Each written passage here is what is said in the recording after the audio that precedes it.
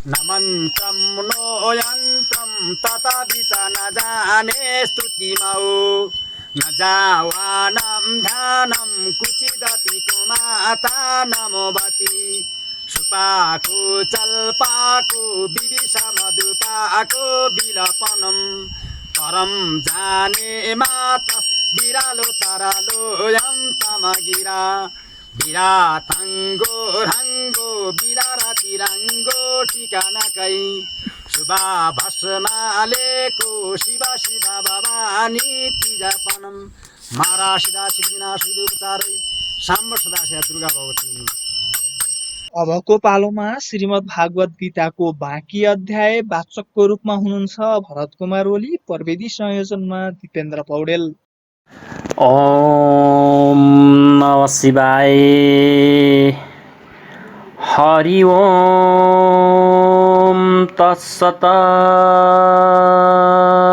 तत्सत। प्यारा भक्तजनहरू, म हार्दिक नमन गर्दछु। म भरत। प्यारा भक्तजनहरू, श्रीमद् भागवतको चौथो खण्डसम्म हामीले वाचन गरिसकेका छौँ र आज हामीले पाँचौं खण्डको वाचन सुरु गर्ने जमर्को गरेका छौँ। अहिलेसम्मका खण्डहरू तपाईहरूलाई कस्तो लागिरहेको छ हामीलाई कमेन्ट गर्नुहोला। हामी तपाईहरूको सल्लाह सुझावलाई लिएर अगाडि बढ्न चाहिरहेका छौँ र आज हामी पाँचौं अध्याय सुरु गर्दछौँ। ओम श्री परमात्मने नमः। अथ पञ्चम अध्याय। अध्याय 3 मा अर्जुनले प्रश्न राखेका थिए कि भगवान, अब ज्ञानयोग तपाईको श्रेष्ठ मान्ने छ भने तपाईँ मलाई भयंकर कर्महरूमा किन लगाउनुहुन्छ? अर्जुनलाई निष्काम कर्मयोगको अपेक्षा ज्ञानयोग केही सरल प्रतीत भएको जस्तो लाग्छ, किनकि ज्ञानयोगमा हार्नुले देवत्व र विजयमा महामयम स्थिति दुवै दशाहरूमा लाभ नै लाभ प्रतीत भयो। तर अबसम्म अर्जुनले राम्ररी बुझिसक्यो कि दुवै मार्गहरूमा कर्म त गर्नै पर्दछ। योग्यश त्यसलाई संयम रहित भएर प्रत्येक तत्त्वदर्शी महापुरुषको शरण लिएको लागि पनि प्रेरित गर्दछन्, किनकि बुझ्नका लागि केही एउटा स्थान छ अथवा दुवै मार्गहरूमा एउटा रोज्नुभन्दा पूर्व निवेदन गरे। सन्न्यास कर्मण कृष्ण पूर्णयोग च संससि यच्छौ एतयोरेकेतन्मे ब्रूहि सुनिश्चितम्। हे श्री कृष्ण, तपाईँ कहिले सन्यास माध्यमबाट गरिने कर्मको र कहिले निष्काम दृष्टिबाट गरिने कर्मको प्रशंसा गर्नुहुन्छ। यी दुवै मध्ये जुन राम्ररी तपाईँद्वारा निश्चित गरिएको छ, जो परम कल्याणकारी छ र त्यस्तो कर्म मलाई भन्नुहोस्। कतै जानेको लागि तपाईलाई दुईवटा बाटाको बारेमा भनियो भने तपाईँ सजिलो मार्गको बारेमा अवश्य सोध्नुहुन्छ। यदि सोध्नुहुन्न भने तपाईँ जानेवाला छैन। यसमा योगेश्वर श्रीकृष्णले के भन्नुहुन्छ त हेरौँ।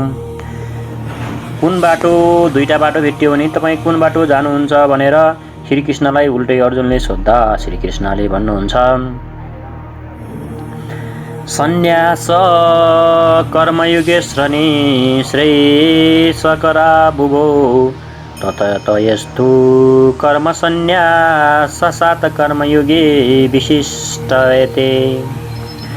अर्जुन, सन्यास माध्यमबाट अर्थात् ज्ञान मार्गद्वारा गर्ने कर्म र कर्मयोग निष्काम भावनाबाट गर्ने कर्म यी दुवै नै परम श्रेय दिलाउने छन्। तर यी दुवै मार्गमध्ये सन्यास अथवा ज्ञान दृष्टिबाट गर्ने कर्मको अपेक्षा निष्काम कर्मयोग श्रेष्ठ छ। प्रश्न स्वाभाविक छ कि श्रेष्ठ किन छ? ज्ञे स नित्य सन्यासी न दृष्टि न काङ्क्षति निर्द्वन्द्वो हि महाबाहो शङ्ख बन्दात प्रमुचयति। महाबाहु अर्जुन जो न कसैसँग द्वेष गर्छ न कसैको आकाङ्क्षा गर्दछ त्यो सधैँ सन्यासी नै मान्ने योग्य छ, चाहे त्यो ज्ञान मार्गबाट वा निष्काम कर्मबाट नै किन नहोस्। राग देख आदि द्वन्द्वबाट रहित यो पुरुष सुखपूर्वक भवबन्धनबाट मुक्त हुन्छ। साङ्ख्ये योगौ पृथक् बला प्रवदन्ति न पण्डिता एकमपयास्थित सम्यक् उभयोर्विन्दते फलमा। निष्काम कर्मयोग तथा ज्ञान योगी दुवैलाई त्यसैले मात्र बेग्ला बेग्लै बताउँछ कि जसको समझ त्यस पथमा अहिले धेरै हलुको छ, न कि पूर्ण ज्ञाता पण्डित जन। किनकि दुवैमध्ये एउटामा पनि राम्ररी स्थित भएको पुरुष दुवैको फलरूप परात्मालाई प्राप्त हुन्छ र दुवैको फल एउटै हो, त्यसैले दुवै एकै समान छन्। यत् साङ्ख्यै प्राप्यते स्थान तदो गैरपि गम्यते एक साङ्ख्ये च योग चये पश्यति स पश्यति। जहाँ साङ्ख्य दृष्टिबाट कर्म गर्नेले पुग्दछ त्यही निष्काम माध्यमबाट कर्म गर्नेले पनि पुग्दछ। त्यसैले जो दुवैलाई फलको दृष्टिले एक हेर्छ ऊ यथार्थ ज्ञानी ज्ञाता हुन्छ र जब दुवै एउटै स्थानमा पुग्दछ भने निष्काम कर्मयोग विशेष किन। श्रीकृष्ण भन्नुहुन्छ सन्न्यासतु महाबानो दुःखमापुतुमयोगत योगयुक्त मुनिर्ब्रह्मा न चिरेणाधिगच्छति।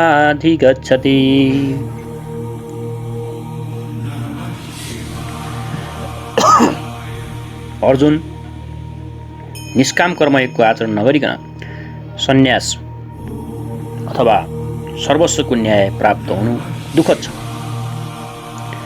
जब योगको आचरण प्रारम्भ नै गरेन भने असम्भव जस्तै हो।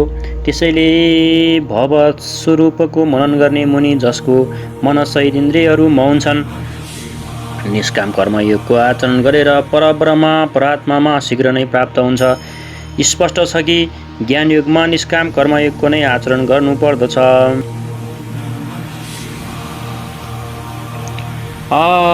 किनकि क्रिया दुवैमा एउटै हो, त्यही यज्ञको क्रिया हो जसको शुद्ध अर्थ हो आराधना र दुवै मार्गहरूमा फरक मात्र कर्ताको दृष्टिकोण छ। एउटा आफ्नो शक्तिलाई सम्झेर हानि लाभ हेर्दै यसै कर्ममा प्रवृत्त हुन्छ र अर्को निष्काम कर्मयोगी इष्टमा निर्भर भएर यसै क्रियामा प्रवृत्त हुन्छ। उदाहरणार्थ एउटा प्राइभेट पढ्दछ, अर्को नोमिनेट र दुवैको पाठ्यक्रम एउटै छ, परीक्षा एउटै छ, परीक्षक निरीक्षक दुवैमा एउटै छन्। ठिक यसै प्रकार दुवैका सद्गुरु तत्त्वदर्शी हुन् र डिग्री एउटै हो, मात्र दुवैको पढ्ने दृष्टिकोण भिन्न छ। हो संस्थागत छात्रलाई सुविधाहरू बढिरहन्छन्। पछाडि श्रीकृष्णले भन्नुभयो काम र क्रोध दुर्जय शत्रु हुन्। अर्जुनलाई तिमी मार र अर्जुनलाई लाग्यो कि यो त धेरै कठिन छ, तर श्रीकृष्णले भन्नुभयो होइन, शरीरबाट पर इन्द्रियहरू छन्, इन्द्रियहरूबाट पर मन छ, मनबाट पर बुद्धि छ र बुद्धिबाट पनि पर तिम्रो स्वरूप छ। तिमी त्यहीँबाट प्रेरित छौ। यस कारणले आफ्नो औकातलाई सम्झेर आफ्नो शक्तिलाई सामान्य राखेर स्वावलम्बी भएर कर्ममा प्रवृत्त हुनु ज्ञान योग हो। श्रीकृष्णले भन्नुभयो कि चित्तलाई ध्यानस्थ गर्दै कर्महरूलाई ममा समर्पण गरेर आशा ममता र सन्ताप रहित भएर युद्ध गर। समर्पणका साथ इष्टमा निर्भर भएर त्यही कर्ममा प्रवृत्त हुनु निष्काम कर्मयोग हो। दुवैको क्रिया एउटै हो र परिणाम पनि एउटै हो। त्यसैमाथि जोड दिएर श्रीकृष्ण यहाँ भन्नुहुन्छ कि योगको चारण नगरिकन सन्यास अर्थात् शुभाशुभ कर्महरूको अन्त्यको स्थिति प्राप्त हुनु असम्भव छ। श्रीकृष्णको अनुसार त्यस्तो कुनै योग छैन कि हातमाथि हात राखेर बसी बसी नै भनौँ कि म परात्मा हुँ, शुद्ध हुँ, बुद्ध हुँ, मेरो लागि न त कर्म छ न बन्धन छ। म राम्रो नराम्रो केही गरेको देखे पनि इन्द्रियहरू आफ्नो अर्थमा कार्यरत छैन र साक्षात् योगेश्वर पनि आफ्नो अन्य सखा अर्जुनलाई बिना कर्मको स्थिति दिन सक्नु भएन। यदि यस्तो उहाँ गर्न सक्नुहुन्छ भने गीताको आवश्यकता नै के थियो र कर्म त गर्नु नै पर्दछ। कर्म गरेर नै सन्यासको स्थिति पाउन सकिन्छ र योगयुक्त पुरुष चाँडै नै परात्मामा प्राप्त हुन्छ। योगयुक्त पुरुषको लक्षण के हो? यसमा उहाँले भन्नुहुन्छ योगयुक्तो विशुद्धतमा विजितात्मा जितेन्द्रिये सर्वभूतात्मा भूतात्मा कुर्वन्नपि न लिप्यते। विजितात्मा भनेको विशेष रूपमा जितिएको छ शरीर जसको, जितेन्द्रिय जितिएका छन् इन्द्रियहरू जसको, र विशुद्धात्मा भनेको सम्पूर्ण भूत प्राणीबाट शुद्ध छ अन्तःस्करणको जसको। यस्तो पुरुष सर्वभूतात्मा भूतात्मा सम्पूर्ण भूत प्राणीहरूको आत्माको मूल उद्गम परमात्माबाट एकीभाव भएर योगले युक्त छ। ऊ कर्म गर्दा गर्दै पनि त्यसबाट लिप्त हुँदैन। अनि किन गर्छ? पछिका पीडितहरूमा परम कल्याणकारी बिउको सङ्ग्रह गर्नका लागि लिप्त किन हुँदैन? किनकि सम्पूर्ण प्राणीहरूको जो मूल उद्गम छ जसको नाम परम तत्त्व हो, र त्यस तत्त्वमा पनि त्यो स्थिति हुन गयो र अगाडि कुनै वस्तु छैन जसको शोध गरोस्। पछि वस्तुहरू सानो भने पनि र आसक्ति कसमा गर्ने, त्यसले ऊ कर्मबाट आवित हुँदैन। त्यो योगयुक्तको पराकाष्ठको चित्रण हो। फेरि योगयुक्त पुरुषको प्रकृति स्पष्ट गर्नुहुन्छ कि त्यो गर्दा गर्दै पनि त्यसमा लिप्त किन हुँदैन। नैव किञ्चित् कुरुमिति युक्तमने तत्त्ववित् पश्यो ये श्रीवनस्पृशसि घन्नाश्रन गच्छ न सोपपञ्चसन पर्लपन्विसृजन गृहनुन्मिषिभिन्नमते इन्द्रियाणीन्द्रियार्थेषु परतन्त इति धारयेन। परम तत्त्व परात्मालाई साक्षात्कार सहित जान्ने योगयुक्त पुरुषको त्यो मनस्थिति अर्थात् अनुभूति छ कि म कदापि अलिकति पनि केही गर्दिनँ र यो उसको कल्पना होइन, बरु यो स्थिति उसले कर्म गरेर पाएको हो। यथायुक्त मने त अब प्राप्तिको पश्चात यो सबै कुरा देख्दै सुन्दै स्पर्श गर्दै सुँग्दै भोजन गर्दै गमन गर्दै सुत्दै सास फेर्दै त्याग्दै ग्रहण गर्दै आँखा खोल्दै र चिप्लिँदै पनि इन्द्रियहरू आफ्नै अर्थमा क्रियाशील छन्। यस्तो धारणावाला हुन्छ परात्माभन्दा अरू कोही छैन र त्यसमा यो स्थिति नै छ भने त्यसभन्दा बढी कुन सुखको कामनाबाट उसले कसैले दर्शन स्पर्श इत्यादि गर्नेछ। यदि कुनै श्रेष्ठ वस्तु अगाडि हुन्थ्यो भने आसक्ति अवश्य हुन्छ, तर प्राप्तिपछि कसै पनि अझै अगाडि कहाँ जानेछ र पछि के त्याग्नेछ। त्यसैले योगयुक्त पुरुष लिप्त हुँदैन। यसलाई एउटा उदाहरणको माध्यमबाट प्रस्तुत गर्नुहुन्छ।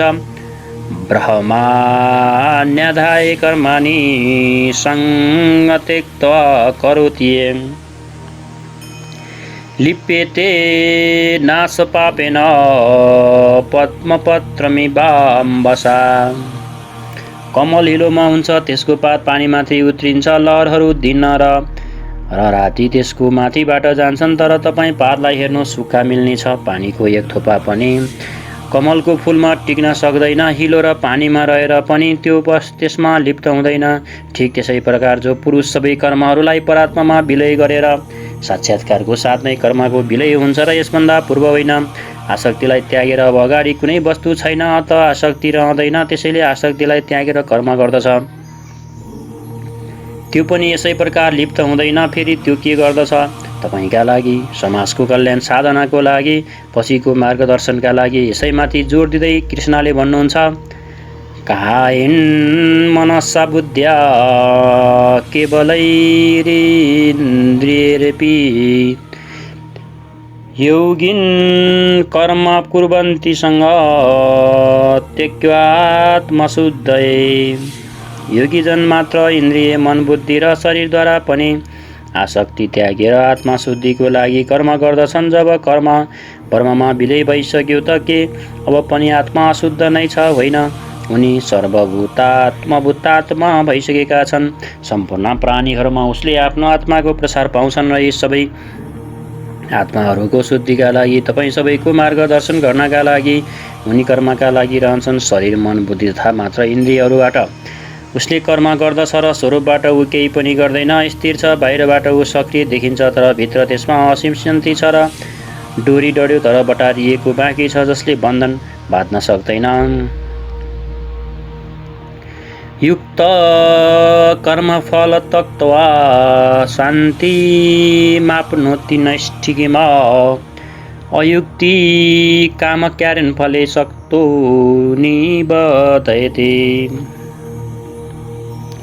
योगयुक्त अर्थात् योगको परिणामलाई प्राप्त पुरुष जो सबै प्राणीहरूको आत्माको मूल परमात्मामा स्थित छ, त्यस्तो योगी कर्मको फललाई त्यागेर कर्मको फल परात्मा त्योभन्दा भिन्न छैन। त्यसैले अब फललाई त्यागेर निष्ठिकिम शान्तिम आप्नोति, शान्तिको अन्तिम अवस्थालाई प्राप्त हुन्छ। जसको अगाडि कुनै शान्ति बाँकी छैन त्यसपछि ऊ कहिले पनि अशान्त हुँदैन। तर युक्त पुरुष जो योगको परिणामबाट युक्त छैन, अहिले बाटोमा छ, यस्तो पुरुष फलमा आसक्त भएर फल हो परात्मा, त्यसमा उसले आसक्ति हुनु आवश्यक छ। त्यसैले फलमा आसक्त भएर पनि काम कार्येण निबध्यते, कामना गरेर बाँधिन्छ अर्थात् पूर्ति प्रयत्न कामनाहरू जागृत हुन्छन्। अत साधकले पूर्ति पर्यन्त सावधान रहनुपर्छ। महाराजज्यू भन्नुहुन्थ्यो, हो अलिकति पनि हामी अलग भगवान अलग छ भने माया सफल हुन्छ, भोलि नै प्राप्त हुनु छ, तर आज त त्यो अज्ञानी नै छ। अतः पूर्ति प्रयत्न साधकले असावधानी हुनु हुँदैन। त्यसैमा अगाडि हेरौँ। सर्व कर्माणि मनसा संस्यास्ते सुख बसी, नवद्वारे पुरीदेहि नैव कुर्वन्न कासेन। जो सम्पूर्ण रूपले सो बस्छ, जो शरीर मन बुद्धि र प्रकृतिबाट पर स्वयं स्थित छ र यस्तो बसी पुरुष निसन्देह न केही गर्दछ, न डराउँछ, न गर्छ। पछिको पिँढीहरूबाट गराउने पनि उसको आन्तरिक शान्तिको स्पर्श गर्न पाउँदैन। यस्तो स्वरूपस्थ पुरुष शताब्दी विषयहरूलाई उपलब्ध गराउने 9वटा ढोका, 2 कान, 2 नेत्र, 2टा प्वाल, नाकका प्वाल, एउटा मुख र उपस्थ एवं पायु, दिशा पिसाब गर्ने प्वाल गरी जम्मा 9वटा भएका शरीरका प्वालमा चाहिँ सबै कर्महरूलाई मनले त्यागेर स्वरूपान्तमा नै स्थित रहन्छ। यथार्थ त त्यो न केही गर्दछ र न गराउँदछ। यसैलाई फेरि श्रीकृष्ण अर्को शब्दमा भन्नुहुन्छ कि त्यो प्रभु न केही गर्दछ न गराउँदछ। सद्गुरु भगवान प्रभु स्वरूपस्थ महापुरुष युक्त इत्यादि एकअर्काका पर्याय हुन्। अलगबाट कुनै भगवान केही गर्न आउँदैन। त्यो जब गर्दछ तब यिनै स्वरूपस्थ इष्टको माध्यमबाट गराउँदछ। महापुरुषको लागि शरीर घर मात्र हो। अतः परात्माले गर्नु र महापुरुषले गर्नु एउटै कुरा हो, किनकि त्यो उनैकैद्वारा हो र वस्तुत त्यो पुरुष गर्दा गर्दै पनि केही गर्दैन। यसैमा अगाडिको श्लोक हेरौँ। न कर्तृत्व न कर्माणि लोकस्य सृजति प्रभु, न कर्मफल संयोग शुभावस्तु प्रवर्तते। त्यो प्रभु न त भूत प्राणीहरूको कर्तापनको, न कर्मको र न त कर्म फलहरूको संयोग नै मिलाउँछ। बरु स्वभावमा स्थिर प्रकृतिको दबाव अनुसार नै सबै आचरण गर्दछन्। जसको जस्तो प्रकृति सात्विक, राजसी अथवा तामसी छ, त्यसै स्तरमा यसले आचरण गर्दछ र प्रकृति त लामो चाक्लो छ, तर तपाईँमाथि त्यत्तिकै प्रभाव पार्दछ जति तपाईँको स्वभाव विकृत अथवा विकसित छ। प्राय मान्छेहरू भन्दछन् कि गर्ने र गराउने भगवान हुन्, हामी त यन्त्र मात्र हो, हामीबाट उहाँले राम्रो गराउने वा नराम्रो। तर योगेश्वर श्रीकृष्ण भन्नुहुन्छ कि न प्रभुले स्वयं गर्दछ, न गराउँदछ र न गराउनै खोज्दछ। मानिसहरू आफ्नो स्वभावमा स्थित प्रकृतिको अनुरूप नै गर्ने गर्दछन्। स्वतः कार्य गर्दछ, ऊ आफ्नो बानीले विवश भएर गर्दछ, भगवान गर्दैन। अनि मान्छेहरू किन मर्दछन्? भन्दछन् कि भगवानले गर्दछन्। यसमा योगेश्वर भन्नुहुन्छ,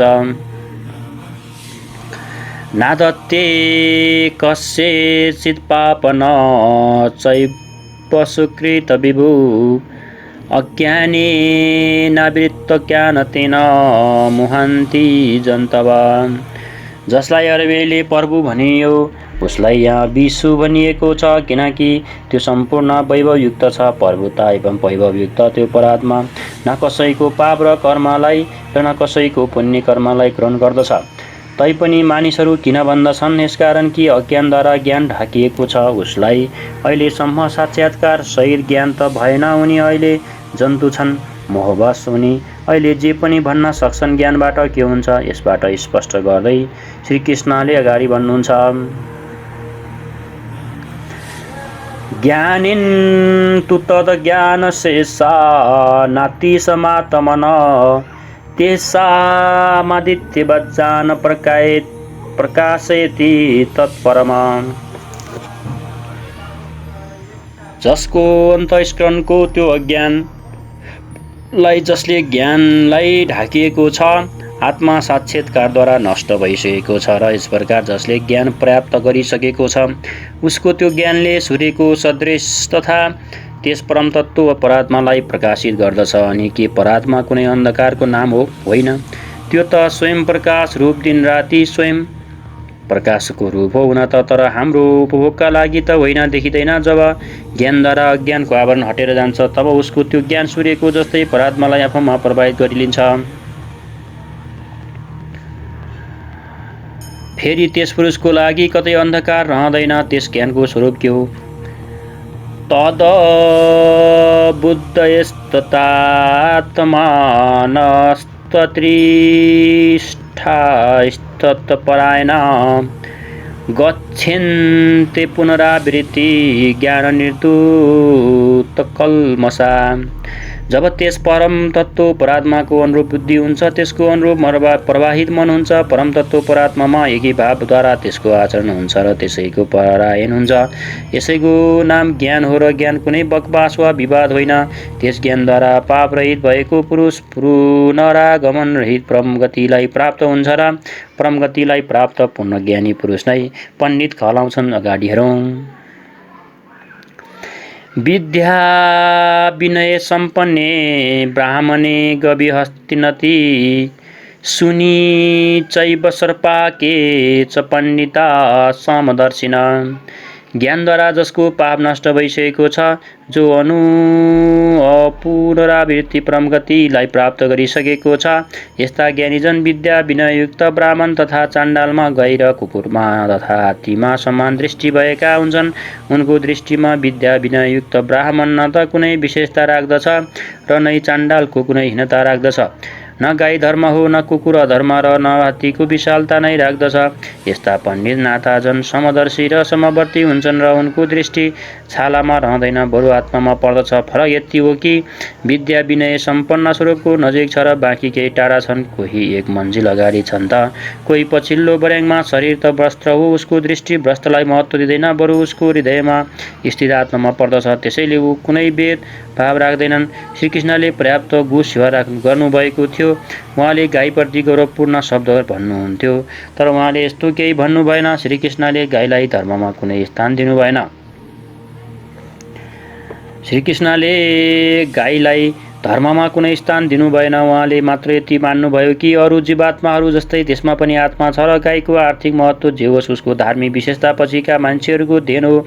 श्रीकृष्णले अगाडि भन्नुभयो कि अविवेकीहरूको बुद्धि अनन्त शाखाहरू भएका हुन्छन्, त्यसैले उसले अनन्त क्रियाहरूको विस्तार गरिदिन्छन्। देखाउने स्वभावयुक्त बानीमा उसले त्यसलाई व्यक्त पनि गर्दछ।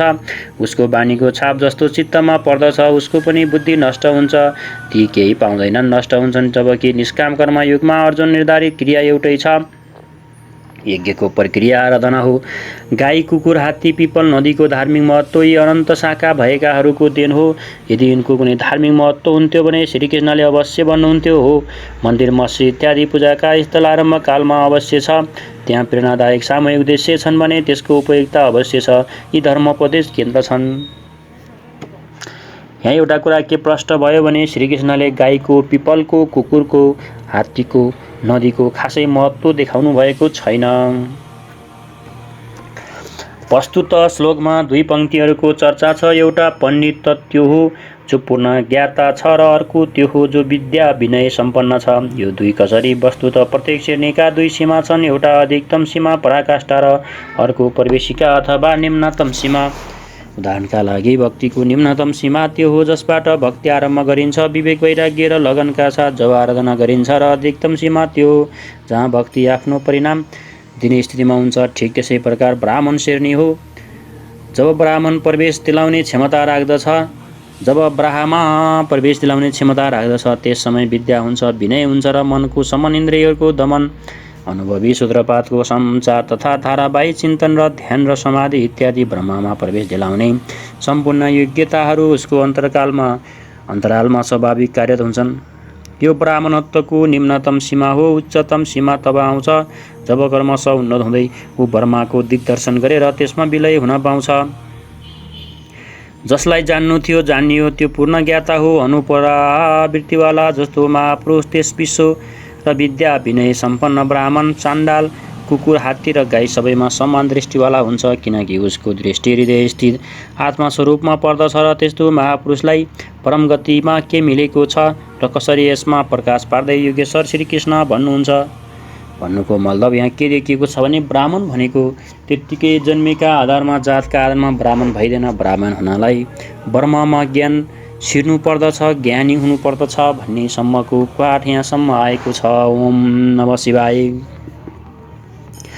इहैव तर्जित सर्गो ऐसा साम्ये स्थित मन निर्दोषी समब्रह्म तस्माद् ब्रह्माणि ते स्थिता। ती पुरुषहरूद्वारा जीवित अवस्थामा नै सम्पूर्ण संसारलाई जित्यो, जसको मन समत्वमा स्थित छ। मनको समत्वको संसार जित्नुसँग के सम्बन्ध छ? संसार विलीन भयो तब ती पुरुष रह्यो कहाँ? श्रीकृष्ण भन्नुहुन्छ निर्दोषी सम ब्रह्म। त्यो ब्रह्म निर्दोष र सम छ। यता उसको मन पनि निर्दोष र समस्थितिमा हुन्छ, त्यसकारण त्यो ब्रह्ममा स्थित हुन्छ र यसैको नाम अपुनरावर्ती परम गति हो। त्यो कहिले मिल्छ? जब संसार रूपी शत्रु जित्नमा आउँछ। संसार कहिले जित्नमा आउँछ? संसार के भनेको छ भने अपुनरावृत्ति परम गति हो। ब्रह्म निर्दोष र सम छ। यो त्यस्तो ब्रह्म कहाँ हुन्छ भन्दा र कहिले मिल्छ भन्दा जब संसारमा शत्रु जित्न सकिन्छ तब ब्रह्म भेटिन्छ। संसार कहिले जित्नमा सकिन्छ भने जब मनको निरोध हुन्छ तब जित्न सकिन्छ। समत्वमा प्रवेश पाओस् जब त्यो ब्रह्ममा स्थित हुन्छ तब ब्रह्मभिदको लक्षण के हो उसको प्रकृति स्पष्ट गर्नुहुन्छ। न परेश्येत प्रिय प्रापे नोदीजत प्राय चाप्रियम स्थिर बुद्धि र सम्मूढो ब्रह्मविद ब्रह्माणि स्थित। उसको कोही प्रिय अप्रिय हुँदैन, त्यसैले उसलाई मानिस प्रिय भन्नुहुन्छ र उसलाई पाएर त्यो हर्षित र जसलाई मान्छे अप्रिय सम्झन्छ त्यस्तो धर्मावलम्बी चिनो लाउँछन्, त्यसलाई पाएर त्यो उद्वेगवान हुँदैन। त्यस्तो स्थिर बुद्धि असम्मूढ संशय रहित ब्रह्मविद ब्रह्मद्वारा संयुक्त ब्रह्म वेत्ता ब्राह्मण स्थित परात्पर ब्रह्ममा सधैँ स्थित हुन्छ। ब्राहा स्पर्शो सुताक्तमा बिन्दात्मनि एत सुखम स ब्रह्मा योगयुक्तात्मा सुखमच्छेमस्नुते। बाहिर संसारको विषय भोगका अनासक्त पुरुष अन्तरात्मामा स्थित जो सुख छ त्यस सुखलाई प्राप्त गर्दछ र त्यो पुरुष ब्रह्मा योगयुक्तात्मा परब्रह्म परात्मासँग मिलनले युक्तात्मा भएको छ। त्यसैले त्यो अच्छे आनन्दको अनुभव गर्दछ, जुन आनन्दको कहिले पनि क्षय हुँदैन। त्यस आनन्दको भोग कसले गर्न सक्छ? जो बाहिरको विषय भोगबाट अनासक्त छ त के भोग पादक छ? भगवान श्रीकृष्ण भन्नुहुन्छ ये हे संपर्शदता भोगा दुःखयुनएवते आधन्तवन्त कौन्तेन तेषु रमते बुध। मात्र तत्त्व नै होइन, सबै इन्द्रियहरू स्पर्श गर्दछन्। देख्नु आँखाको स्पर्श हो, सुन्नु कानको स्पर्श हो। यसै प्रकार इन्द्रिय र विषयको समयबाट उत्पन्न हुने सबै भोग यद्यपि भोग्नमा प्रिय प्रतीत हुन्छन् तर निसन्देह ती सबै दुःख योनिहरूका कारण हुन् र ती भोग नै योनिका कारणहरू हुन्। यति मात्र होइन कि ती भोग उत्पन्न हुने, मेटिने र नाशवान हुने हुन्छन्। त्यसैले कुन्ते विवेकको पुरुष त्यसमा फस्दैन र इन्द्रियहरूको त्यो स्पर्शहरूमा के रहन्छ? काम र क्रोध, राग र द्वेष। यसमा श्रीकृष्ण अगाडि भन्नुहुन्छ सक्रोतिहैव ये स्वरूपाक शरीर विमोचनात् काम क्रोध दोप वेग संयुक्त ससुखी नर। त्यसैले जो मान्छे शरीर नष्ट हुनुभन्दा पहिले काम र क्रोधबाट उत्पन्न भएको वेगलाई सहन गर्नमा सक्षम छ त्यो गर। त्यो नै यस लोकमा आयोगले युक्त छ र त्यही सुखी छ जसको पछि दुःख छैन। त्यस सुखमा अर्थात् परात्मामा स्थिति भएको छ। जिउँदैमा त्यसको प्राप्तिको विधान छ, मरेपछि होइन। र सन्त कवीरले यसैलाई स्पष्ट गर्नुभएको छ कि अबद्धु जीवत मेकर आशा। अनि के मरेपछि मुक्ति हुँदैन बडो भन्नुहुन्छ? उहाँले भन्नुहुन्छ मुये मुक्ति ती गुरु कहे स्वार्थी झुटा दे विश्वासा। त्यस्तै योगेश्वर श्रीकृष्णले भन्नुभएको छ, शरीर रहँदै मर्नुभन्दा पहिले जसले काम क्रोधको वेगलाई समाप्त गर्नमा सक्षम भयो त्यही पुरुष यस लोकमा योगी हो र त्यही सुखी छ। काम क्रोध बाहिरी स्पर्श नै शत्रु हुन् र यिनलाई तपाईँ जित्नुहोस् त्यही पुरुषको लक्षण हो भन्दै पुनः श्रीकृष्णले भन्नुहुन्छ, यो सन्त सुखोऽन्तरास्तथान्त ज्योतितिरेव या स योगी ब्रह्मा निर्वाण परहाभूत सोधी गच्छति।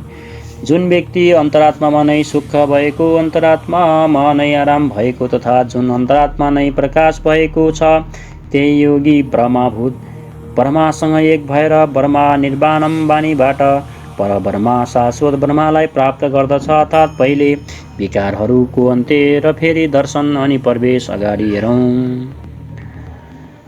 लभन्ते ब्रह्मा निर्वाणो मृषैतिछिन कल्मषा। लभन्ते ब्रह्मा निर्वाण मृषे श्रीन कल्मषा। छिन्न दैदायथात्मान सर्वभूत हिते रता। परात्माको साक्षात्कार गरेर जसको पाप नष्ट भइसकेको छ, जसको दुविधाहरू नष्ट भइसकेका छन्, जो सम्पूर्ण प्राणीहरूको हितमा लागेका छन्, जो स्वयं खाल्डोमा परेको छ उसले अरूलाई कसरी बाहिर निकाल्न सक्छ। त्यसैले करुणा महापुरुषको स्वाभाविक हुनुहुन्छ। तथा यतात्मा नजितेन्द्रिय ब्रह्मवेत्ता पुरुष शान्त परमवर्तालाई प्राप्त हुन्छन् र तिनै महापुरुषको स्थितिमा पुनः प्रकाश पार्नुहुन्छ। काम क्रोध वियुक्ताना यतिना चेतसाम। काम क्रोध वियुक्ताना यतिना चेतसाम। अभितो ब्रह्म निर्वाण वर्तते विदितात्मनाम। काम क्रोधबाट रहित जितेको मन भएका परात्माको साक्षात्कार गरेको ज्ञानी पुरुषहरूको लागि सबैतिरबाट शान्त परब्रह्म नै प्राप्त हुन्छ र पटक पटक योगेश्वर श्रीकृष्णले त्यस पुरुषको प्रकृतिमाथि जोड दिँदैछन् जसबाट प्रेरणा मिलोस्। प्रश्न लगभग पूर्ण भयो। अब उहाँ पुनः जोड दिनुहुन्छ कि यस स्थितिलाई प्राप्त गर्ने अनावश्यक र आवश्यक अङ्ग श्वास प्रश्वासमा चिन्तन हुन्। यज्ञको प्रक्रियामा प्राणको अपानमा हवन, अपानको प्राणमा हवन, प्राण अपान दुवैको गति निरोध उहाँले बताउनु भएको थियो। त्यसैलाई सम्झाउनुहुन्छ। स्पर्शान्त कृत्वा बहिर्बाध्वाश्रुशैवान्तरे भुवो। प्राणापानो समौ कृत्वा नासाभ्यन्तचारिणौ। यतेन्द्रिये मनोबुद्धिमूर्नि मोक्षपरायण। विगतेच्छा भय क्रोधोए सदा मुक्त एव स। अर्जुन बाहिरका विषयहरू दृश्यहरूलाई चिन्तन नगर्दै उनलाई त्यागेर नेत्रहरूको दृष्टिलाई भृकुटीको बीजमा स्थित गरेर भुब्रो अन्तरेको यस्तो अर्थ होइन कि आँखाहरूको बीजमा वा परेलाहरूको बीजमा कतै हेर्ने भावनाले दृष्टि नलागोस्।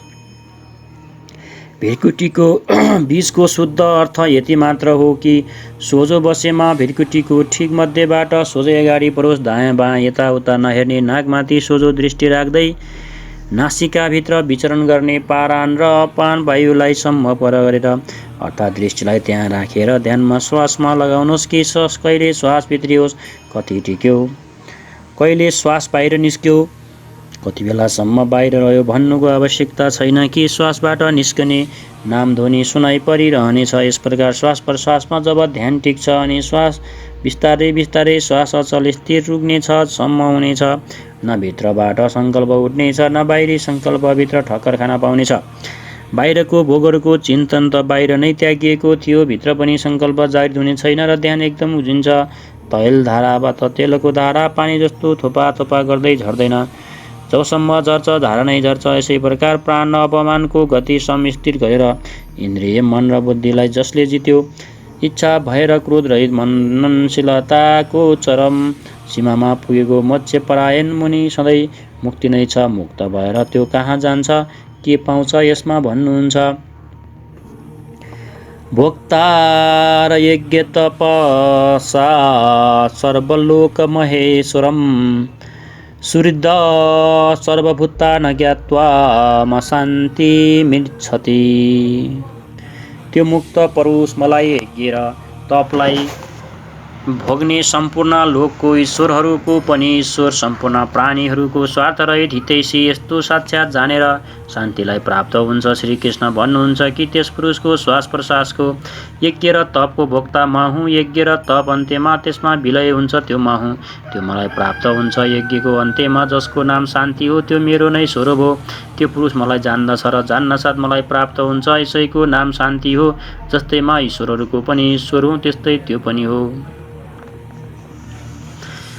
5औं अध्यायको निष्कर्ष छ। यस अध्यायमा यसको आरम्भमा अर्जुनले प्रश्न गरेका थिए कि कहिल्यै तपाईँ निष्काम कर्मयोगको प्रशंसा गर्नुहुन्छ र कहिल्यै तपाईँ सन्यास मार्गबाट कर्म गर्नेको प्रशंसा गर्नुहुन्छ। अत दुवैमा कुनै एकको जो तपाईँद्वारा सुनिश्चित गरिएको छ र परम कल्याणकारी छ त्यसलाई भन्नु। श्रीकृष्णले भन्नुभएको थियो, अर्जुन, परम कल्याण त दुवैमा छ। दुवैमा त्यही निर्धारित यज्ञको क्रिया गरिन्छ तापनि निष्काम कर्मयोग विशेष हो। यसलाई नगरिकन सन्यास शुभाशुभ कर्मको अन्त्य हुँदैन र सन्यास मार्ग होइन, त्यो नै पर्व हो। न ऊ गर्दछ न केही गराउँदछ। बरु स्वभावका प्रकृतिको दबावको अनुरूप मानिस व्यस्त छन्। जो साक्षात् मलाई जान्दछ त्यही ज्ञाता हो, त्यही पण्डित हो। यज्ञको परिणाममा मान्छेहरू मलाई जान्दछन्। श्वास प्रश्वासको जप र यज्ञ तप जसमा विलय हुन्छन् त्यो नै म हुँ। यज्ञको परिणामस्वरूप मलाई जानेर ऊ जुन शान्तिलाई प्राप्त हुन्छन् त्यो पनि म नै हुँ। अर्थात् श्रीकृष्ण जस्तै महापुरुष जस्तै स्वरूप त्यस प्राप्ति गर्नेलाई पाइन्छ। त्यो पनि ईश्वरहरूको ईश्वर, आत्माको पनि आत्मा स्वरूपमय हुन्छ। त्यस परात्मासँग एकीभाव पाउँछन् र यस अध्ययनमा स्पष्ट गर्नुभयो कि यज्ञ तप भोग्ने महापुरुषको पनि भित्र रहने शक्ति महेश्वर हो। ओम तत्सदिति श्रीमद्भगवद्गीता उपनिषत्सु ब्रह्मविद्याया योगशास्त्रे श्रीकृष्णार्जुन संवादे यज्ञभोक्ता महापुरुषोत्तमेश्वर नाम 5वां अध्याय। इस प्रकार श्रीमद्भागवत गीता रूपी उपनिषद एवं ब्रह्मा विद्या तथा योगशास्त्र अभिषेक श्री कृष्ण र अर्जुनको संवादमा यज्ञ भोक्ता महापुरुष महेश्वर नामक 5वां अध्याय पूर्ण हुन्छ। इति श्रीमत्परमहंस परमानन्दस्य शिष्ये स्वामी अडगाडन्दकृते श्रीमद्भगवद्गीताया यथार्थगीताभाष्ये यज्ञे भोक्ता महापुरुषोत्तमेश्वर नाम 5वां अध्याय। इस प्रकार श्रीमद् परमहंस परमानंद जी का शिष्य स्वामी अडगडानंदकृत श्रीमद्भगवद्गीता को भाष्य यथार्थ गीतामा यज्ञ भोक्ता महापुरुष महेश्वर नामक 5वां अध्याय समाप्त हुन्छ। हरि ओम तत्सत। हरि ओम तत्सत।